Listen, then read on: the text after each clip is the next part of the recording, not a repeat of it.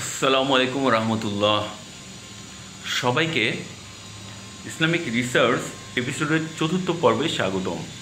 আজকে আমি যে বিষয়ে আলোচনা করব সেটা হচ্ছে ইসলাম ও খ্রিস্ট ধর্মের মধ্যে যে মিল রয়েছে সেগুলো নিয়ে আলোচনা করব ইনশাআল্লাহ।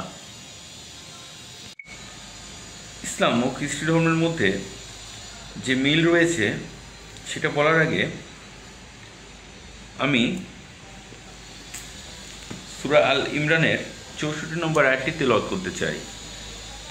কুল ইয়া আহলাল কিতাব তাআলা ইলা কালিমাতিন সাওয়াইম বাইনা ওয়া বাইনাকুম আল্লা না'বুদুলা ইল্লাল্লাহ ওয়ালা নুশরিকা বিহি শাইআও ওয়ালা ইয়াত্তাখিজা বাদুনা বাদ আরবাবাম মিন দুনিল্লাহি ফাইন তাওয়াল্লাউ ফাকুলু সাদু বিআন্না মুসলিমুন। সূরা আল ইমরান আয়াত 64। এর অর্থ, বলুন হে আহলে কিতাবগণ, এসব একটি বিষয়ের দিকে যা আমাদের মধ্যে ও তোমাদের মধ্যে এক। আমরা আল্লাহ ছাড়া অন্য কারো ইবাদত করব না, তার সাথে কোনো শরীক সাব্যস্ত করব না এবং একমাত্র আল্লাহকে ছাড়া কাউকে পালনকর্তা বানাবো না। তারপর যদি তারা স্বীকার না করে তাহলে বলে দাও যে সাক্ষী থাকো আমরা যে তো অনুগত বা আমরা মুসলিম বা মান্যকারী। আল্লাহ রাব্বুল আলামিন পবিত্র কুরআন মাজিদের ভিতরে বলছেন, অ ইম মিন উম্মাতিন ইল্লা খাবলি ফিহা নাজির। অর্থ, এমন কোনো গোত্র বা সম্প্রদায় নেই যেখানে আমি কোনো সতর্ককারী প্রেরণ করিনি। এছাড়াও সূরা রাদের 7 নম্বর আয়াতে আল্লাহ রাব্বুল আলামিন বলেন, আমি প্রত্যেক গোত্রের জন্য পথপ্রদর্শক প্রেরণ করেছি। এছাড়া সূরা মুমিনের 78 নম্বর আয়াতে বলা হয়েছে, ওয়ালাকাদ আরসালনা রাসূলান মিন কাবলিকা মিনহুম মান কাসাসনা আলাইকা ওয়া মিনহুম মাল্লাম নাসস আলাইকা। এর অর্থ, আমি তোমার কাছে কয়েকজন নবী রাসূলের কথা বলেছি এবং বাকিদের কথা বলিনি। তার মানে কোরআনে কয়েকজন নবী রাসূলের কথা উল্লেখ আছে আর বাকিদের কথা উল্লেখ করা হয় নাই। পবিত্র কোরআনে 25 জন নবী রাসূলের কথা উল্লেখ করা হয়েছে, যেমন আদম আলাইসাল্লাম, নূহ আলাইসাল্লাম, ইসমাইল আলাইসাল্লাম, ইসাক আলাইসাল্লাম, মুসা আলাইসাল্লাম, ঈসা আলাইসাল্লাম এবং মুহাম্মদ সাল্লাল্লাহু আলাইহি ওয়াসাল্লাম সহ টোটাল 25 জন নবী রাসূলের কথা বলা হয়েছে। মূলত আমরা মুসলমানরা মানি যে তিনি আল্লাহ তাআলার প্রেরিত একজন দূত ছিলেন, অর্থাৎ ঈসা আলাইসাল্লাম আল্লাহ তাআলার প্রেরিত একজন দূত ছিলেন। আমরা মানি যে তিনি অলৌকিকভাবে জন্মেছিলেন কোনো পুরুষের ভূমিকা ছাড়াই, যা অনেক আধুনিক খ্রিস্টানও বিশ্বাস করে না। আমরা মানি যে তিনি মৃতকে জীবিত করেছিলেন আল্লাহর নির্দেশে। আমরা জানি যে তিনি স্রষ্টার নির্দেশে অন্ধ আর কুষ্ঠরোগীকে ভালো করে তুলেছিলেন। ইসলাম হলো একমাত্র অখ্রিস্ট ধর্ম যে ধর্মে যিশুকে নবী হিসেবে মানা হয়। আমি পূর্বে বলেছি 25 জন নবী ও রাসূলের কথা পবিত্র কোরআনে উল্লেখ আছে, তবে আমাদের নবী হযরত মুহাম্মদ সাল্লাল্লাহু আলাইহি ওয়াসাল্লাম বলেছেন এ পর্যন্ত 1,24,000 নবী রাসূল এই পৃথিবীতে আগমন করেছেন। 1,24,000 নবী রাসূল পৃথিবীতে এসেছেন, কিন্তু কোরআনে বর্ণিত হয়েছে 25 জনের নাম। তবে এসব নবী রাসূল পৃথিবীতে এসেছেন হযরত মুহাম্মদ সাল্লাল্লাহু আলাইহি ওয়াসাল্লামের পূর্বে। তারা এসেছিলেন শুধু তাদের গোত্রের জন্য, আর তারা ঈশ্বরের কাছ থেকে যে নির্দেশ নিয়ে এসেছিলেন তা ছিল নির্দিষ্ট সময়ের জন্য। যেমন পবিত্র কোরআনে উল্লেখ আছে, কোরআনে সূরা আল ইমরানের 49 নম্বর আয়াতে আল্লাহ ঘোষণা করতেছেন, ওয়া রাসূলান ইলা বানি ইসরাঈলা, আমি ঈসা আলাইহিস সালামকে প্রেরণ করেছি বনি ইসরায়েলের রসুল হিসেবে। যীশু খ্রিস্ট তার শিষ্যদের বলেছেন, তোমরা জেন্টাইলদের পথ অনুসরণ করো না আর সামারাকানদের কোনো শহরে প্রবেশ করবে না, বরং তোমরা ইসরায়েলবাসীদের পথ অনুসরণ করে চলবে। তিনি বলেছেন যে আমি এই পৃথিবীতে এসেছি শুধু ইসরায়েলবাসীদের পথ দেখানোর জন্য। গসপেল অব ম্যাথিউ অধ্যায় 15 অনুচ্ছেদ 24। বাইবেলের ভিতরে স্পষ্টভাবে ঈসা আলাইহিস সালাম বা যীশু খ্রিস্ট তিনি বলছেন যে তিনি শুধুমাত্র এসেছেন বনি ইসরায়েলদেরকে পথ দেখানোর জন্য। তিনি পৃথিবীতে এসেছিলেন শুধু ইহুদিদের জন্য, অর্থাৎ ইসরায়েলবাসীদের জন্য, পুরো মানব জাতির জন্য নয়। অপরদিকে পবিত্র কোরআনে উল্লেখ আছে, মা কানা মুহাম্মাদান আবা আহাদিম মির রিজালিকুম ওয়ালাকিন রাসূলুল্লাহ ওয়া খাতামান নাবিয়িন ইন কানাল্লাহু বিকুল্লি শাইইন আলিমা। অর্থাৎ মুহাম্মদ সাল্লাল্লাহু আলাইহি ওয়াসাল্লাম তোমাদের মধ্যে কোনো পুরুষের পিতা নন, বরং তিনি আল্লাহর প্রেরিত রাসূল এবং তিনি হলেন শেষ নবী। আল্লাহ সব বিষয়ে সব কিছু জানেন। সূরা আহজাব আয়াত 40। মহানবী সাল্লাল্লাহু আলাইহি সাল্লাম হলেন সর্বশেষ ও চূড়ান্ত নবী। আর মহানবী সাল্লাল্লাহু আলাইহি সাল্লাম শুধু মুসলমান বা আরবদের জন্য পৃথিবীতে আসেননি। পবিত্র কোরআনে উল্লেখ আছে যে ওয়ামা আরসালনাকা ইলা রাহমাতাল লিল আলামিন, অর্থ আমি তোমাকে প্রেরণ করেছি সমগ্র বিশ্বজাতির রসুল হিসেবে, সমস্ত সৃষ্টির প্রতি রহমত হিসেবে, সমগ্র মানবজাতির রহমত হিসেবে। সূরা আল আম্বিয়া আয়াত 107। পবিত্র কোরআনের ভিতরে আরও উল্লেখ আছে যে ওয়ামা আরসালনাকা ইল্লা কাফফাতাল লিন নাসি বাসীরাও ওয়া নাযীরাও ওয়ালাকিন্না আকসারা নাসি লা ইয়ালামুন,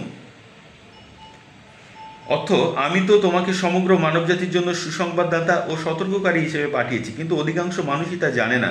সূরা সাবা আয়াত 28। মহানবী সাল্লাল্লাহু আলাইহি সাল্লাম হলেন সর্বশেষ ও চূড়ান্ত নবী। আর তিনি শুধু আরব কিংবা মুসলিমদের জন্য আসেননি, তিনি পৃথিবীতে এসেছেন সমগ্র মানবজাতির জন্য। আর বিভিন্ন ধর্মগ্রন্থে হযরত মুহাম্মদ সাল্লাল্লাহু আলাইহি সাল্লামের পক্ষে ভবিষ্যৎবাণী করা হয়েছে। বাইবেলের বুক অফ ডিউটেরোনমি অধ্যায় 18 অনুচ্ছেদে বলা হয়েছে, আমি একজন নবীকে পাঠাবো তাদের ভাইদের মধ্যে থেকে, যে হবে তোমাদের মতো এবং তার মুখ দিয়েই আমি কথা বলবো, সে আমার নির্দেশেই কাজ করে যাবে। এই ভবিষ্যৎবাণীতে একজন নবীর আসার কথা বলা হয়েছে। যদি জিজ্ঞেস করেন একজন খ্রিস্টান ভাইকে, ওনারা হয়তো বলবে যে এই ভবিষ্যৎবাণীটি যীশু খ্রিস্টের কথা বলা হয়েছে। তারা আপনাকে বলবে ভবিষ্যৎবাণীটি যীশু খ্রিস্ট সম্পর্কে। তো এখানে স্পষ্টভাবে বলা হচ্ছে, আমি একজন নবী পাঠাবো তাদের মধ্যে থেকে, সে হবে তোমার মতো, যে হবে মুসা আলাইহিস সালামের মতো। যদি সেই নবী মুসার মতো হয় তাহলে বলা যায় সেই নবীর কথাই ভবিষ্যৎবাণী করা হয়েছে। আর খ্রিস্টানরা বলে যে ঈসা আলাইহিস সালাম আর মুসা আলাইহিস সালাম দুজনেই একই রকম। এখানে তারা যুক্তি দেখায় যে মুসা আলাইহিস সালাম ঈশ্বরের একজন নবী আর যীশু খ্রিস্ট ছিলেন ঈশ্বরের প্রেরিত নবী। মুসা আলাইহিস সালাম একজন ইহুদি আর যীশু খ্রিস্ট ছিলেন একজন ইহুদি, তাহলে দুটোর মধ্যে মিল আছে। তখন তাদের জিজ্ঞেস করুন, এই দুটি মিলই যথেষ্ট যাতে প্রমাণ হয় যে ভবিষ্যৎবাণীটি যীশু খ্রিস্টের কথা বলছে? তারা উত্তরে বলবে যথেষ্ট। এই দুটি মিল দিয়েই যদি এটাকে বিচার করা হয়, তাহলে বাইবেলে যত নবীর নাম উল্লেখ আছে যারা মুসা আলাইহিস সালামের পরে এসেছেন, যেমন সুলাইমান আলাইহিস সালাম, সিজাল, ড্যানিয়েল, জেনাল, জন, হোসেরা, সবাই ছিলেন ঈশ্বরের নবী আর সবাই ছিলেন ইহুদি।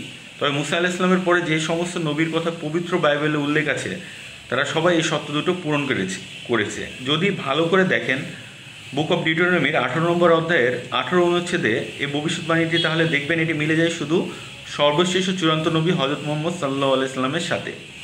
কারণ যদি ভালো করে দেখেন, মুসা এবং মুহাম্মদ সাল্লাল্লাহু আলাইহি সাল্লাম তারা দুজনেই শান্তিতে থাকুন। তাদের দুজনেরই স্বাভাবিক জন্ম হয়েছে, তাদের দুজনেরই বাবা এবং মা ছিল।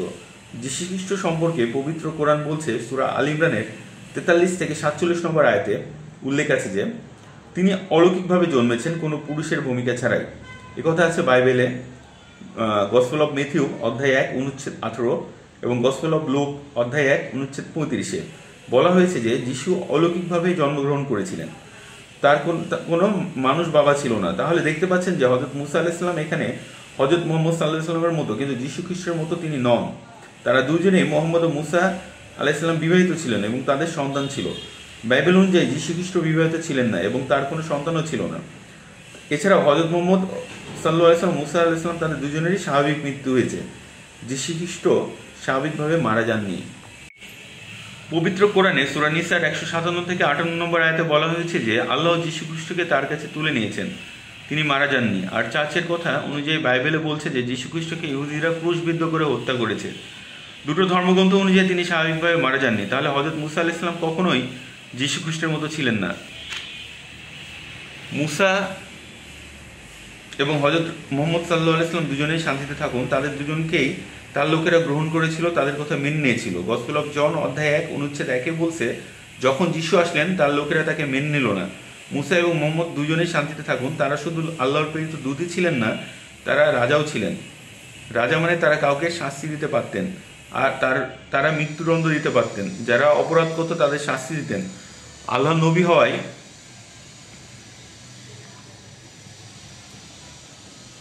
হওয়ার পাশাপাশি তারা ছিলেন দেশের প্রধান ব্যক্তি, অর্থাৎ দেশের রাজা সেই নির্দিষ্ট সময়ের জন্য। কিন্তু যিশু নিজের মুখেই বলেছিলেন, গসপেল অফ জন অধ্যায় 18 অনুচ্ছেদ 36, আমার রাজ্য এই পৃথিবীতে নয়। তার অর্থ যিশু পৃথিবীতে কোনো রাজ্যের রাজা ছিলেন না। তাহলে দেখতে পাচ্ছেন মুসা এবং হযরত মুহাম্মদ সাল্লাল্লাহু আলাইহি ওয়াসাল্লাম তারা দুজনে আসলে একরকম, কিন্তু মুসা ও ঈসা আলাইহিস সালাম তারা একরকম নয়। তাহলে এই ভবিষ্যৎবাণীটি মিলে যায় শুধু চূড়ান্ত শেষ নবী মুহাম্মদ সাল্লাল্লাহু আলাইহি ওয়াসাল্লামের সাথে। এই ভবিষ্যৎবাণীতে বলা হয়েছে, আমি একজন নবী হযরত সাল্লাল্লাহু আলাইহি ওয়াসাল্লামকে পাঠাবো তোমাদের ভাইয়ের মধ্যে থেকে। ভাই মানে আত্মীয়, আর আমরা জানি ইহুদিরা ও আরবরা তারা একে অন্যের জ্ঞাতি ভাই। ভবিষ্যৎবাণী আরও বলছে, তার মুখ দিয়ে আমি কথা বলবো। আমরা জানি হযরত মুহাম্মদ সাল্লাল্লাহু আলাইহি ওয়াসাল্লাম সমস্ত ওহী পেয়েছিলেন, তিনি সেগুলো তিলাওয়াত করেছিলেন, যেন সেগুলো তার মুখ দিয়ে বলা হয়েছে। তাহলে এই ভবিষ্যৎবাণীটি মিলে যায় পুরোপুরি হযরত মুহাম্মদ সাল্লাল্লাহু আলাইহি ওয়াসাল্লামের সাথে। আল্লাহ রাব্বুল আলামিন পবিত্র কোরআন মাজিদের ভিতরে বলছেন, ইকরা বিসমি রব্বিকাল্লাযী খালাক, অর্থাৎ ইকরা মানে হচ্ছে পড়ো। হুজুর সাল্লাল্লাহু আলাইহি ওয়াসাল্লাম বলেন, আমি তো পড়তে জানি না।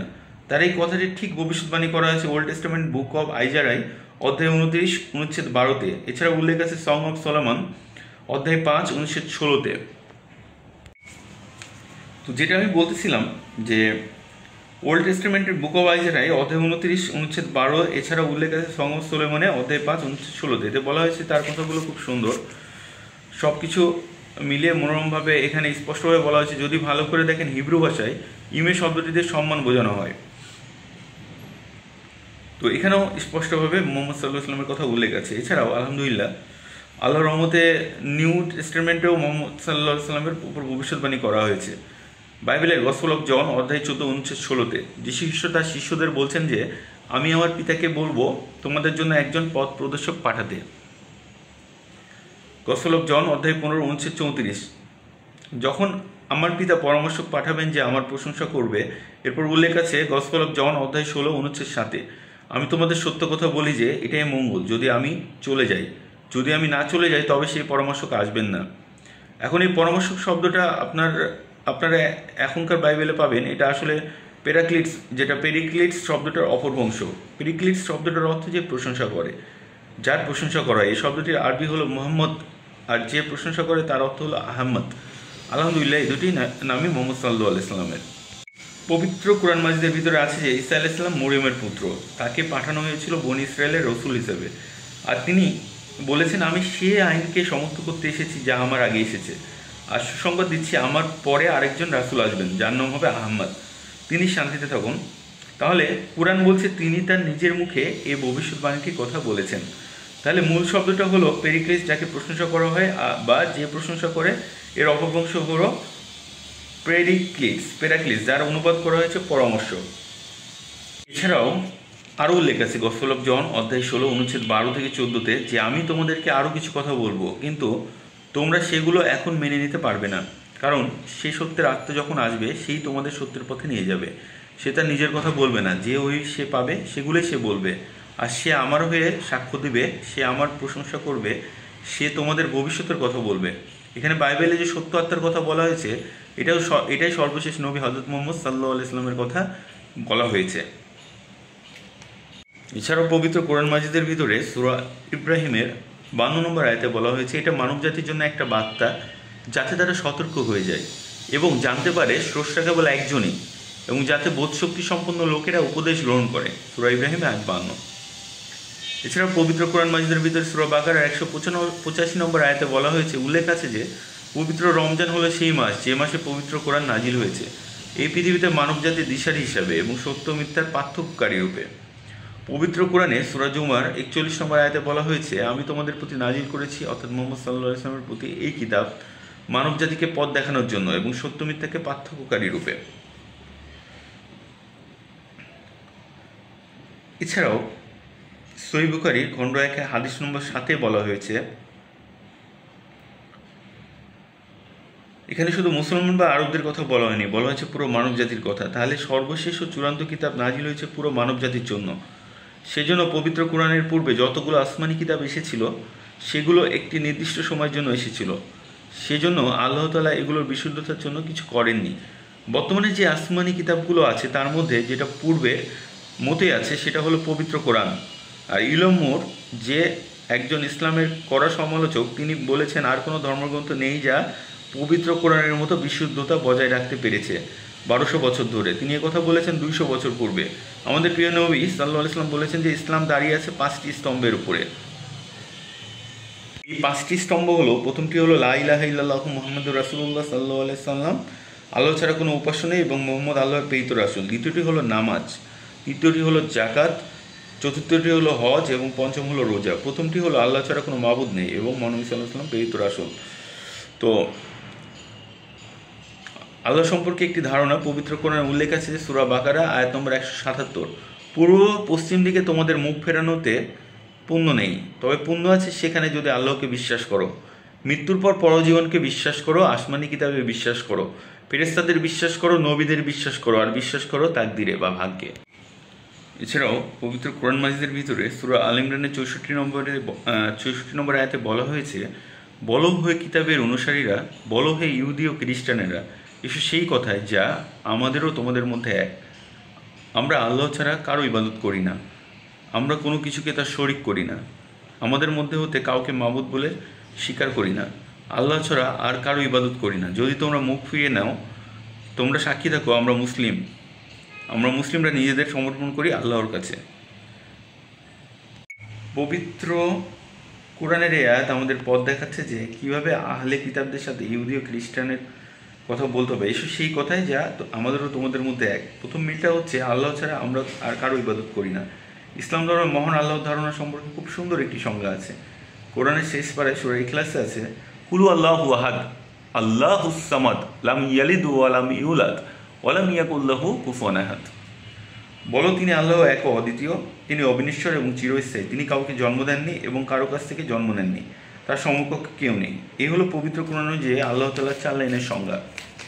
যদি কোনো মানুষ নিজেকে ঈশ্বর দাবি করেন, যদি সেই সংজ্ঞার সাথে মিলে যায়, তাহলে আমাদের মুসলিমদের কোনো আপত্তি থাকবে না তাকে ঈশ্বর বলে মেনে নিতে। পবিত্র কোরআনের সূরা নিসার 48 নম্বর আয়াতে বলা হয়েছে, আল্লাহ তার সাথে শরিক করাকে কখনো মাফ করবেন না, আর যে আল্লাহর সাথে কাউকে শরিক করে সে এক মহাপাপ করে। আল্লাহ চাইলে যে কোনো অপরাধ মাফ করে দিতে পারেন, কিন্তু আল্লাহর সাথে শরিক করা কখনোই ক্ষমা করবেন না। আর পবিত্র কোরআনে সূরা নিসার 116 নম্বর আয়াতে বলা হয়েছে, ইন্নাল্লাহা লা ইয়াগফিরু আন ইয়াশরাকা বিহি ওয়া ইয়াগফিরু মা দুনা যালিকা লিমান ইয়াশাউ। আল্লাহ তার সাথে শরিক করাকে কখনো মাফ করবেন না। এছাড়া অন্যান্য অপরাধ আল্লাহ চাইলে মাফ করে দেবেন। আর যে শরিক করলো সে তো গুমরাহির পথে অনেক দূর অগ্রসর হলো। ইসলামে আল্লাহর সাথে শিরক করা সবচেয়ে বড় অপরাধ। ঠিক এই কথাটি পবিত্র বাইবেলে বলা হয়েছে বুক অফ এফ্রেডাস অ্যান্ড ওল্ড স্টেটমেন্ট অধ্যায় 20 অনুচ্ছেদ 3 থেকে 5। আমার পাশাপাশি অন্য কারো ইবাদত করবে না, আমার ইবাদত করতে গিয়ে কোনো আকৃতি তৈরি করো না, আমার আকৃতি বানিও না। উপরের আকাশমণ্ডলী থেকে, নিচের পৃথিবী থেকে, অথবা পৃথিবীর নিচে সমুদ্র থেকে তাদের সামনে নতজানি হয়েও না, তাদের সেবা করো না, কারণ আমি তোমাদের প্রভু, তোমাদের ঈশ্বর খুবই ঈর্ষাপরায়ণ। একই কথা আছে বুক অফ ডিউটেরোনমি অধ্যায় 5 অনুচ্ছেদ 79 যে তোমরা আমার পাশাপাশি অন্য কারো ইবাদত করবে না, আমার ইবাদত করতে গিয়ে কোনো প্রতিমূর্তি বানাবে না। এছাড়াও বাইবেলের ভিতরে যিশু খ্রিস্ট বা ঈসা আলাইহিস সালাম তার নিজের মুখে বলছেন, এটা আছে পবিত্র বাইবেলের গসপেল অফ জন অধ্যায় 14 অনুচ্ছেদে 28 যে আমার পিতা আমার চেয়ে অনেক বড়। আর গসপেল অফ জন অধ্যায় 10 অনুচ্ছেদ 29 আছে আমার পিতা সবার চেয়ে বড়। গসপেল অফ মেথিউ অধ্যায় 29। এছাড়াও গসপেল অফ লুক অধ্যায় 11 অনুচ্ছেদ 20 বলা হয়েছে, আমি আমার প্রভুর আত্মার সাহায্যে শয়তানকে তাড়িয়ে দেই। এছাড়াও গসপেল অফ জন অধ্যায় 5 অনুচ্ছেদ 30 বলা হয়েছে, আমি শয়তানকে তাড়িয়ে দেই প্রভুর আঙ্গুলের সাহায্যে। আমি আমার নিজের ইচ্ছায় কিছুই করতে পারি না, আমি সব কিছু শুনে বিচার করি, আর আমার বিচার সঠিক, কারণ আমি আমার ইচ্ছাটাকে দেখি না, পিতার ইচ্ছাকে দেখি। যিশু বলছেন আমি নিজের ইচ্ছায় করতে পারি না, তিনি নিজেকে ঈশ্বর বলেননি। পবিত্র কোরআনে আছে যিশু খ্রিস্ট নিজেই বলছেন, কেউ যদি আল্লাহর সাথে কাউকে শরিক করে আল্লাহ তার জান্নাত হারাম করবেন। পবিত্র কোরআনে সূরা ইসরার 110 নম্বর আয়াতে উল্লেখ করা হয়েছে, কুলিদুল্লাহ আউইদুর রহমান আইয়ামতাদু ফালাহাল আসমাউল হুসনা। তোমরা তাকে আল্লাহ নামে আহ্বান করো অথবা রহমান নামে, তোমরা তাকে যে নামে আহ্বান করো সব সুন্দর নামগুলো তারই। পবিত্র কোরআনের ভিতরে সূরা মাইদার 6 নম্বর আয়াতে বলা হয়েছে, হে মুমিনগণ, যখন তোমরা সালাতের জন্য প্রস্তুত হবে, সালাতের জন্য তৈরি হবে, তোমাদের মুখ ধোবে আর তোমাদের হাত ধোবে কনুই পর্যন্ত, পানি দিয়ে তোমাদের মাথা মাসে করবে, আর তোমাদের পা ধোবে গোড়ালি পর্যন্ত। নামাজ আদায় করার আগে অজু করা ইসলাম ধর্ম অনুযায়ী বাধ্যতামূলক। আর এই কথা দেখবেন যে আপনি যারা বাইবেল পড়বেন তারা দেখবেন এই কথাটি আছে বুক অফ হেক্সোডেস অধ্যায় 40 অনুচ্ছেদ 31 এবং 32-এ।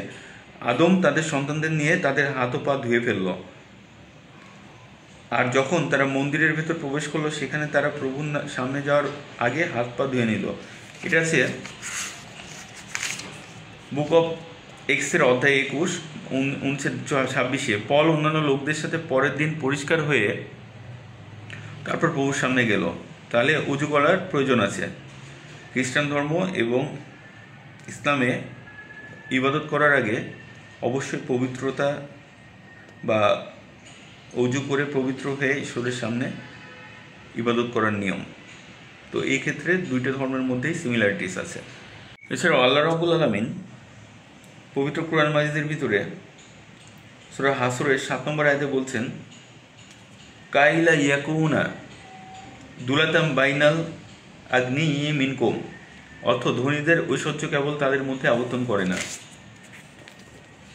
এছাড়াও পবিত্র কোরআনের ভিতরে সূরা হুজরাতের 13 নম্বর আয়াতে বলা হয়েছে, হে মানুষজাতি, আমি তোমাদের সৃষ্টি করেছি একজন পুরুষ আর একজন নারী থেকে, পরে তোমাদের বিভক্ত করেছি বিভিন্ন জাতীয় গোত্রে, যাতে তোমরা অপরের সাথে পরিচিত হতে পারো। এজন্য নয় যে যাতে তোমরা একে অপরকে ঘৃণা করবে, আর তোমাদের মধ্যে সেই ব্যক্তি আল্লাহর কাছে অধিক মর্যাদা সম্পন্ন যার রয়েছে তাকওয়া। এছাড়াও সূরা বাকারার 183 নম্বর আয়াতে বলা হয়েছে, তোমাদের জন্য সিয়ামের বিধান দেওয়া হলো, যেমন দেওয়া হয়েছিল তোমাদের পূর্ববর্তীদের উপর, যাতে তোমরা শিখতে পারো আত্মসংযম। এছাড়াও কোরআনের মধ্যে বলা হয়েছে, ওমা খালাকতাল জিন্না ওয়াল ইনসা ইল্লা লিয়াবুদুন, অর্থাৎ আমি জিন ও মানুষকে সৃষ্টি করেছি এই জন্য যে তারা শুধু আমার ইবাদত করবে। অর্থাৎ আল্লাহ রাব্বুল আলামিন শুধুমাত্র তার ইবাদত করার জন্য মানুষ ও জিন জাতিকে সৃষ্টি করেছেন। কোরআন মাজিদের ভিতরে সূরা মায়েদার 3 নম্বর আয়াতে বলা হয়েছে, হে মুমিনগণ, নিশ্চয় মদ, এর জুয়া, ঘৃণ্য, মূর্তি পূজার বেদী ও ভাগ্য নির্ণয়ক তীর এগুলো শয়তানের কাজ, এগুলো বর্জন করো যাতে তোমরা সফলকাম হতে পারো। যদি আপনি দূরে থাকতে পারেন মাদকদ্রব্য থেকে, মূর্তি পূজা থেকে এবং ভাগ্য গণনা থেকে, তাহলে আপনি ইবাদত করেছেন। এ কথা বাইবেলে দেখবেন বুক অফ প্রভার্বস অধ্যায় 20 অনুচ্ছেদ 1-এ বলা হচ্ছে, মদ একটা প্রতারক, এফিসিয়েন্স অধ্যায় 5 অনুচ্ছেদ 18-তে বলা হয়েছে। এছাড়াও বলা হয়েছে তোমরা মদ পান করে মাতাল হয়েও না। তাহলে বাইবেল বলছে মাদকদ্রব্য গ্রহণ করবে না। নিষিদ্ধ খাবারের ব্যাপারে কোরআন বলছে সব মিলে 4টি আলাদা জায়গায়, সূরা বাকারা আয়াত নম্বর 173, সূরা মায়েদা আয়াত নম্বর 3, সূরা আনাম আয়াত নম্বর 145 এবং সূরা নহল আয়াত নম্বর 115। এছাড়াও বলা হয়েছে তোমাদের জন্য হারাম করা হয়েছে মৃত জন্তু, রক্ত, শূকরের মাংস এবং জবাই করার সময় আল্লাহ ছাড়া অন্য কারোর নাম নেওয়া হয় এমন প্রাণী। এই খাবারগুলোকে পবিত্র করানো নিষিদ্ধ করা আছে। যদি আপনারা বাইবেল পড়েন তবে দেখবেন বুক অফ লেভিটিকাস অধ্যায় 17 অনুচ্ছেদ 15-তে বলা হয়েছে, বুক অফ ডিউটেরোনমি অধ্যায় 14 অনুচ্ছেদ 21-এ বলা হয়েছে যে তোমরা এমন কোনো পশুর মাংস খাবে না যা জবাইয়ের আগে মারা গেছে, তার মানে মৃত পশু খাওয়া যাবে না। আরেকটি নিষিদ্ধ খাবার হলো রক্ত। একই কথা বলা আছে বাইবেলে, সব মিলে 5টি অনুচ্ছেদে বাইবেলে রক্ত খাওয়াকে নিষিদ্ধ করেছে। বুক অফ লেভিটিকাস অধ্যায় 17 অনুচ্ছেদ 14, বুক অফ ডিউটেরোনমি অধ্যায় 12 অনুচ্ছেদ 29-এ আছে তোমরা রক্তপান করবে না। পবিত্র কোরআনের ভিতরে সূরা বনী ইসরাইলের 32 নম্বর আয়াতে বলা হয়েছে, ওয়ালা তাকরিবু জিনা ইন্নাহু ফাসিহা ওয়াসা সাবিলা, অর্থ তোমরা জিনার নিকটবর্তী হয় না, এটা মন্দ শহীদ কাজ আর অন্য খারাপ কাজের পথ খুলে দেয়। যদি ভদ্রভাবে পোশাক পরেন আপনি ইবাদত করছেন। কোরআন প্রথমে যে ইবাদতের কথা বলছে যেটা পুরুষের, এই কথাগুলো সূরা নূরের 30 নম্বর আয়াতে বলা হয়েছে, ঈমানদারদের বলো তারা যেন তাদের দৃষ্টি সংযত করে ও লজ্জাস্থানের হেফাজত করে। যখন কোনো পুরুষ কোনো মহিলার দিকে তাকায়, কোনো খারাপ চিন্তা যদি তার মাথায় আসে, সেই দৃষ্টি নিচু করবে। এটা হলো পুরুষের হিজাব। আর পবিত্র বাইবেলে যীশুখ্রিস্ট একই ধরনের কথা বলছেন। গসপেল অফ ম্যাথিউ অধ্যায় 5 অনুচ্ছেদ 27 এবং 28-এ আছে, প্রাচীনকাল থেকে বলা হচ্ছে তোমরা ব্যভিচার করবে না। আর এখন আমি তোমাদের বলছি, যদি কোনো পুরুষ কোনো মহিলার দিকে কোনো লোভ নিয়ে তাকায় তাহলে সে মনে মনে ব্যভিচার করে ফেলেছে। তাহলে যীশুখ্রিস্ট নিজেই বলছেন তোমরা কোনো মহিলার দিকে লালসা দৃষ্টিতে চাইবে না। এরপর সূরা নূরের 31 নম্বর আয়াতেও মহিলাদের পর্দার কথা বলা হয়েছে যে মুমিন মহিলাদের বলো দৃষ্টি সংযত রাখে, তারা যেন দৃষ্টি সংযত রাখে, লজ্জাস্থানের হেফাজত করে। সেটা সাধারণত প্রকাশ থাকে সেটা বাদে অতিরিক্ত আবরণ যেন প্রকাশ না করে। মাথায় কাপড় দিয়ে গ্রীবা ও বক্ষদেশ ঢেকে রাখবে। তবে নিজের স্বামী, বাবা, ছেলে বা আত্মীয় স্বজন যাদের বিয়ে করা যাবে না তাদের সামনে ছাড়া আর পর্দা পালনের 6টি নিয়ম আছে। এক্ষেত্রে ইসলাম ও খ্রিস্টান ধর্ম দুইটাই পর্দার বিধানের কথা এবং নিজের চরিত্রকে উন্নতভাবে ধরে রাখার কথা স্পষ্টভাবে বলা হয়েছে। পবিত্র বাইবেলে বলা হয়েছে, গসপেল অফ জন অধ্যায় 7 অনুচ্ছেদ 22 যে মুসা তোমাদের দিয়েছেন খাতনা করার একটি নিয়ম। এছাড়া অধ্যায় 7 অনুচ্ছেদ 8 বলা হয়েছে তোমাদের জন্য খাতনা করার একটি নিয়ম দেওয়া হয়েছে। গসপেল অফ লুক অধ্যায় 2 অনুচ্ছেদ 21 আছে জন্মের 8 দিন পরে যীশু খ্রিস্টের খাতনা দেওয়া হয়েছিল। তাহলে দেখছেন আল্লাহ তাআলার নির্দেশ মেনে চললেই আপনি ইবাদত করছেন। আমি আগেই বলেছি, ইসলাম মানে নিজের ইচ্ছাকে আল্লাহর কাছে সমর্পণ করা। যে করে তাকে বলে মুসলিম। আর পবিত্র কোরআনে সূরা আল ইমরানের 52 নম্বর আয়াতে বলা হচ্ছে যে যীশু খ্রিস্ট ছিলেন একজন মুসলিম। একই ধরনের কথা আছে বাইবেলে গসপেল অফ জন অধ্যায় 5 অনুচ্ছেদ 30 যে যীশু খ্রিস্ট বলছেন, আমার ইচ্ছা নয়, আমার পিতার ইচ্ছাকে দেখি। আমি নিজে থেকে কিছু করতে পারি না। আমি সব কিছু শুধু বিচার করি আর আমার বিচার সঠিক। কারণ এখানে আমি আমার নিজের ইচ্ছাকে দেখি না, আমার পিতার ইচ্ছাকে দেখি। আমার ইচ্ছে নয়, মহান স্রষ্টার ইচ্ছে দেখি। যদি এটার আরবি করেন সেটা হবে ইসলাম। আর যে ব্যক্তি ইসলাম মেনে চলেন তিনি হলেন মুসলিম। তাহলে বাইবেলের কথা অনুযায়ী যীশু খ্রিস্ট ছিলেন একজন মুসলিম। যাই হোক, আমার আজকের লেকচার শেষ করার আগে পবিত্র কোরআন থেকে একটা উদ্ধৃতি দিচ্ছি। সেটা হচ্ছে সূরা নাহলের আয়াত 185।